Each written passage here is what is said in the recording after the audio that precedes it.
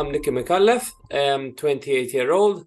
I was born and raised in Malta, and that is the country that I qualified for this backyard ultra.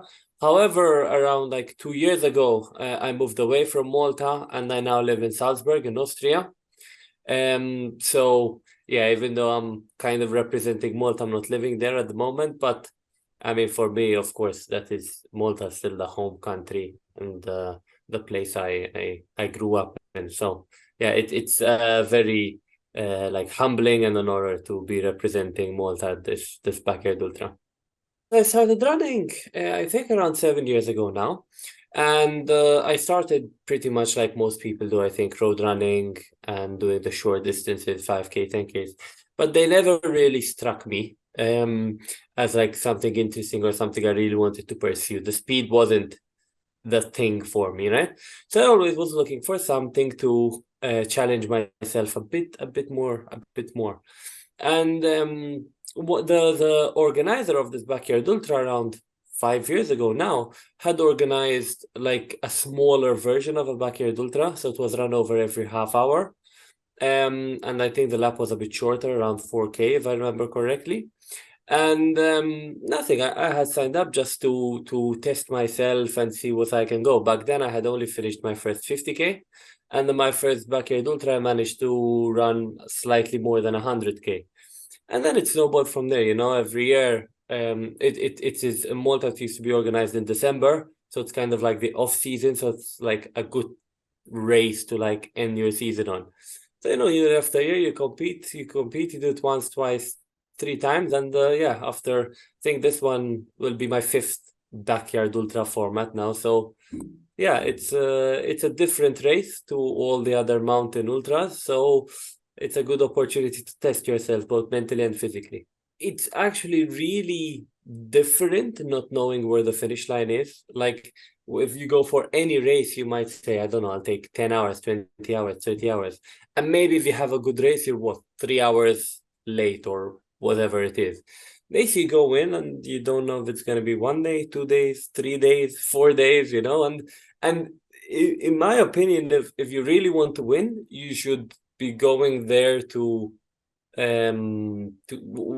no deadline. Literally with no deadline. If you want to plan food, plan for double the amount of time you expect to be there. So it is, in my opinion, something like no other, because the challenge is what draws you to it, because it's so different, both mentally and physically, in my opinion. With this format, you're basically have to run flat, and especially in the race, you're constantly running in the same loop. So on the training, I try to train as boring as possible. So I try to take the most boring route, the one with the least exciting things, no podcasts, no music, alone, just to train to kind of be bored. So for me, the hardest part is always those long runs alone in the most boring places, because and then it makes the race a bit easier in a way. Like you're ready for the boredom in a way. I think for me, the important thing is taking the last 5 to 10 minutes of the loop you're running to prepare for what to do in between the loops. Because you'll have anywhere between 5 and 15, maybe 20 minutes if you're really fast, which is not a lot of time. Okay, in the first few loops, it feels like, oh, I have so much time to do everything. But when you're, for example, in the first night or even further nights, it starts feeling very short. So I think if you can go in and you can know that, okay, it's getting dark, I need a headlamp, I need maybe more clothing, I need to eat, I need to do that. Having the plan for those 10 minutes for you to really make the most of those 10 minutes, I think is the most crucial part of the back end, because if you fumble those 10 minutes once, twice, three times, then you're really on the back foot and you need to recover. I'm quite a level-headed person in the sense of like I try as much as possible to not go to the like low lows and the high highs. I just always try to keep, just one more lap, just one more lap.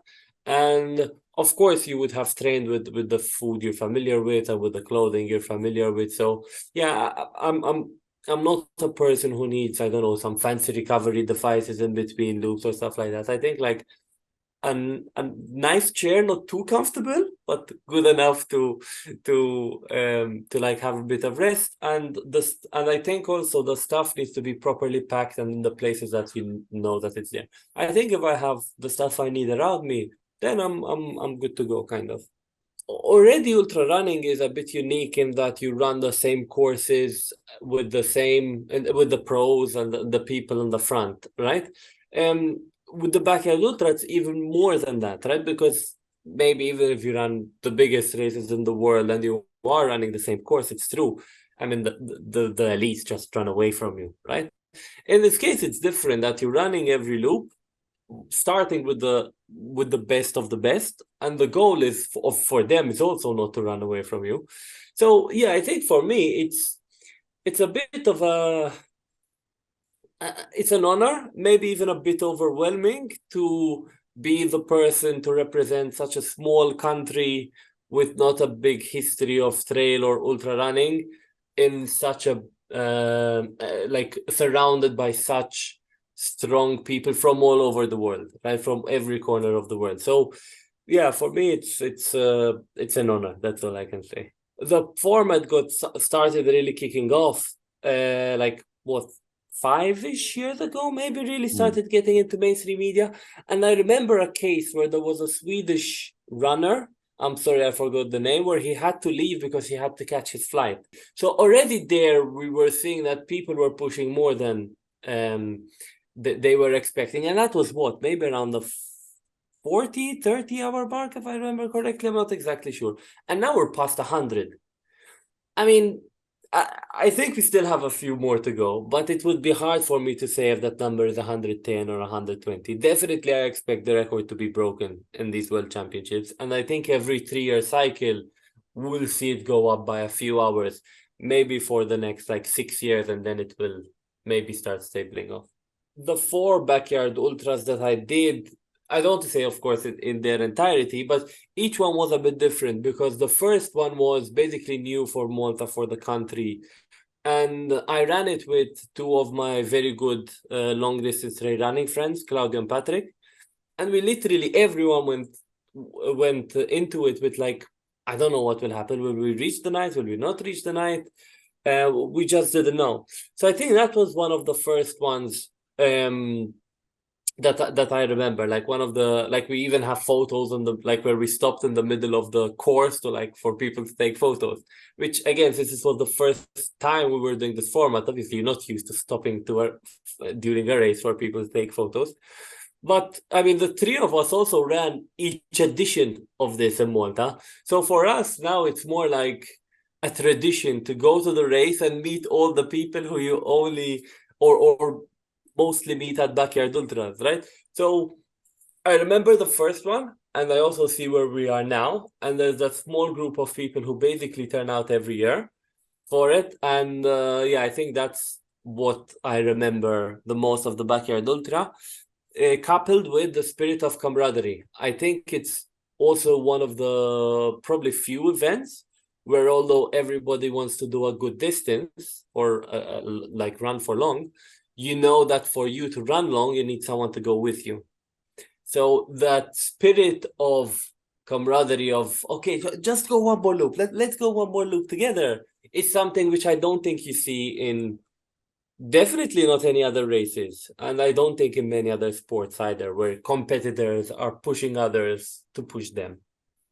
In reality, this time around, I think it would be good, or it would be interesting for me as a personal challenge to try and hit the 48-hour mark. I mean, I qualified with 27 hours, right? So the jump from 27 to 48 is already big.